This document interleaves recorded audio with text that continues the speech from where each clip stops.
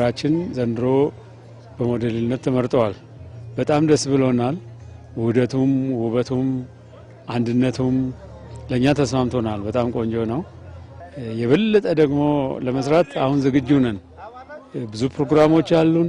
ብዙ የልማት ፕሮግራሞች አሉ። ህንጻዎች ልንሰራ፣ መንገድ ልንሰራ፣ ድልድዮችን ልንሰራ በጣም ብዙ ነገሮች አሉና ደስ ብሎናል። መጀመሪያውኑ ሲነግሩን ሰፈራችን ትብብር ይተባበራል ከመንግስት ጋር ኦልሞስት ከወረዳ 10 ጋር በደንብ ነው እኛ የምንሰራውና የሚያስፈልገው ነገር እንተባበራለን። ስለዚህ እጣቢ ወደ ውጭ አይፈስም፣ በፊትም አይሆንም። አሁን ደግሞ ጭራሽ እኛም ራሳችን ከልክለናል፣ ተከላክለናል ማለት ነው። መንግስት ደግሞ እገዛ አድርጓል። በዚህ ጉዳይ ላይ ትምህርት እየሰጠ ነው። ንቃት በየጊዜው ይሰጠናል። ቆሻሻ መመሪያዎች ይመጣሉ። በየቤቱም ደግሞ እየዞሩ ያስተምራሉ፣ ጽሁፎችንም ያድላሉ። እንዲህ ቢሆን ይሻላል እንጂ እንደዚህ እንዳታረጉ እያሉ እየቀሰቀሱም አልፎ አልፎም እየቀጡም ጥሩ ግንዛቤ ተጨብጦበታል ብዬ አስባለሁ። ሞዴል ማለት እንግዲህ የተሻለ ማለት ነው። ሞዴል ማለት ከአካባቢው ወይ ከሌሎች እንትኖች ተወዳድሮ የተሻለ ነገር ማለት ነው። የተሻለ ነገር ሲባል እንግዲህ በአካባቢው በጽዳት፣ በአረንጓዴ ልማት፣ በመብራት፣ በደህንነት፣ በጸጥታ በተለያዩ ነገሮች የተሻለ ሆኖ ሲገኝ ሞዴል ይባላል ማለት ነው።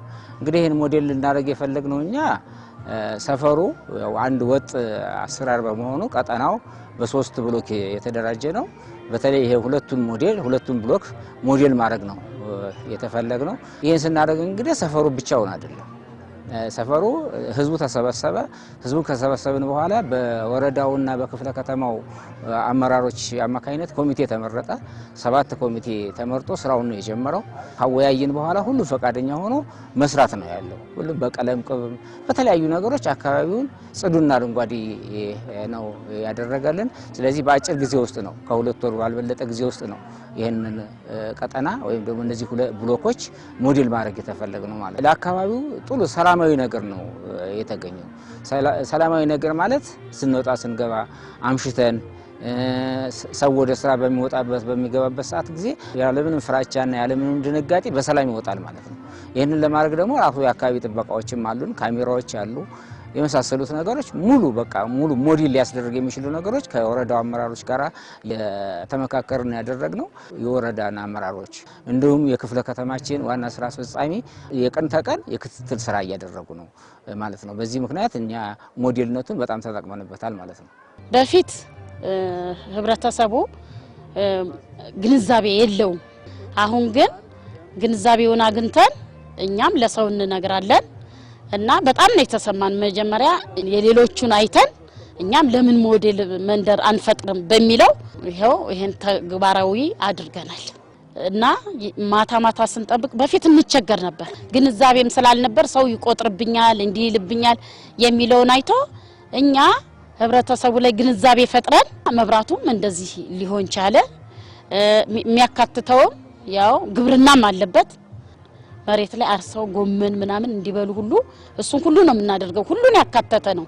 ከአመራሮች ጋር እጅና ጓንት ሆነን ነው የምንሰራው ተነጋግረን ማለት ነው። ሞዴል መንደር ስለተመረጠላቸው በቃ ባላቸው ሁኔታ ማህበረሰቡ ደስተኛ ነው። ይሄ ሁሉ ስለተደረገልን እናመሰግናለን። አካባቢያችን ሞዴል መሆኑ አንድም በጣም ደስተኞች ነኝ። ለምን አንድም የወረዳውም የሁላችንም በቅንጅት የሰራ ነው የስራችን ውጤት ስለሆነ በጣም ደስተኛ ነኝ። ህብረተሰቡ እውነት ለሰላም ሲባል ወደ 12 የጸጥታ ቅጥር ሰራተኞችን ቀጥሮ ነው አለው። ለነዚህ ልጆች በየወሩ ይሄ ነዋሪ ወደ 35,000 ብር ደሞዝ ይከፍላል፣ ዩኒፎርም ያሟላል። ስለዚህ አካባቢው ላይ ሌሊት በፈረቃ 6 ሰዎች ሆኖ እየጠበቁ ነው። 3 ብሎክ አለን። በ3ቱም ብሎክ ላይ 2 ልጆች ሆኖ ይጠብቃሉ። ስለዚህ አንድም ሰላም በማስጠበቃችን፣ ሁለተኛው አካባቢው ሁሉም ፕላኑን ጠብቆ ነው እየሰራ ያለው። በቆሻሻ ደረጃም በስነ ስርዓት ቱቦ ቀብሮ ሴፍቲ ታንከር ለሽንት ቤት ቀብሮ በዛ አይነት እየተጠቀመ ስለሆነ ማንኛውንም ነገር ሲሰራ ማንኛውንም ግንባታ ሲያደርግ ቀጥታ ወረዳ ሄዶ በህጋዊ መንገድ ነው እየሄደ ያለው። ያ ደግሞ ለሰፈራችን ውበት አመጣልን። ህጉን ተከትሎ በመሄዱ የተሻለ ሰፈር ሆነልን ማለት ነው።